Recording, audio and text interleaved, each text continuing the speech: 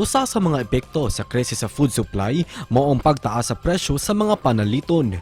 Nunot niini, apektado ang industriya sa agrikultura o gikahadlukan usab nga adunay hulga sa husto nga supply sa atong nasod. Apan giklaro sa buhatan sa Department of Agriculture Region 7 nga aduna na sila gihan-ay nga mga programa alang sa pagtubag sa maong krisis. Kini aron sa pagsiguro nga dili makasinati ang Region 7 sa maong krisis og padayong abunda ang food supply. Karong buntaga, mga itag kinatibok ang detalye kauban ang Regional Director sa Department of Agriculture Region 7 nga si Director Joel Ilumba dinhilang sa GMA Regional TV Live. Food security mga kapuso atong hisgutan karong buntaga unsaon pagpa-increase sa production sa atong mga mag-uuma ka atong pakisayran. Makauban nato karong buntaga OIC Regional Executive Director sa Department of Agriculture 7 Director Joel Ilumba. Mayong buntag og maupay na aga. Director Ilumba, kumusta ka karong buntaga, sir? Mayong buntag, Sir Nick. Ingon man sad sa ato mga televiewers diha sa GMA Regional TV Live. Doon ako no impending food crisis dinhi sa atong nasod. Director, unsa man yung estado day karon? Ang base sa ato ang mga datos ingon man usab sa trending karon sa ato ang food production tungod sa pagsaka sa mga presyo nato no sa ato mga paliton ug ang presyo usab sama sa mga input sa agriculture like fertilizers ug uban pa apil na gani ang atong krudo. Unsa may mga lakang karon pa lang, Director, nga gihan-ay sa atong gobyerno, sa administrasyon, gikan sa presidente nga mo'y Agriculture Secretary aron nga mapangandaman nato kini?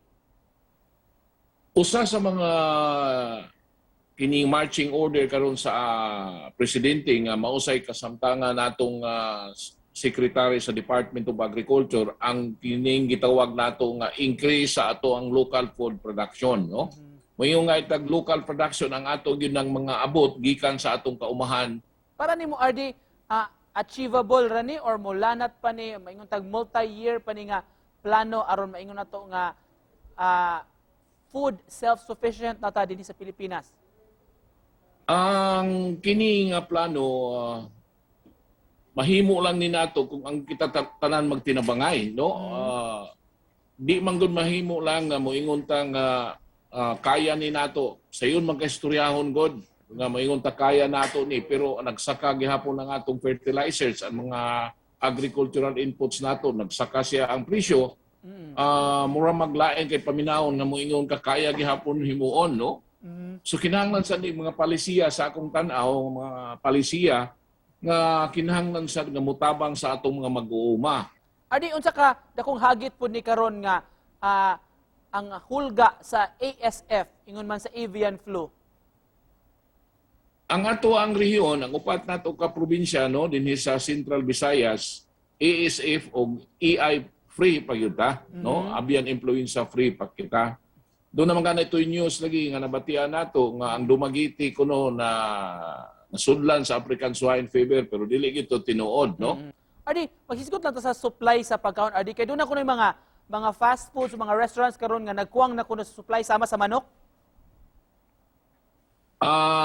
Sa akong tan-aw sa ako ang paniid do na gyud mga food chain nato nga murag nagkuwang gyud sa manok, no? Kaya ang usa po diha god ang supply sa manok nag-agad sa piso. Unsa ang ayang buhaton nato RD og sa mga farmers, mga involved nato sa agriculture sector aron nga mapangandaman ning tanan nga mga senaryo RD? Ang usag yun namong awhag sa Department of Agriculture, labi na yun sa ato mga mag-uuma, no, nga mubalik yun ta sa pinaka-basic nga mananom, kanang programa nga kung dunay bakante na mga luna sa ato ang lugar, no, sa ato ang palibot o kagalingon nato nga property, ato lang yun tamnan og mga makaon. Adi, just to close this conversation, message nimo sa ato mga kaigsuonan, to mga stakeholders nga tan-aw karong butaga. Okay, sa mga stakeholders o mga televiewers nato karong buntaga, kami diri sa Department of Agriculture mo awhag yun mi, no, nga kita kung doon na tayo lugar nga matanunan, mubalik ta sa pananom. Kung doon na tayo space pa nga mapabuhian nato og manok, natay mga pugo, karon gani ang rabbit tree no suod na po no na usag gihapon sa atong source sa pagkaon, mahimo gyud nato ng buhaton no. Daghan kayong salamat sa pag-uban ka namo karong buntaga o paghatag og valuable kay nga mga inputs mga kapuso. OIC Regional Executive Director sa DA7, Director Joel Elumba. Salamat, RD. Salamat sa Sir Nick ug sa ato ang mga tan-aw sa ato ang Regional TV Live.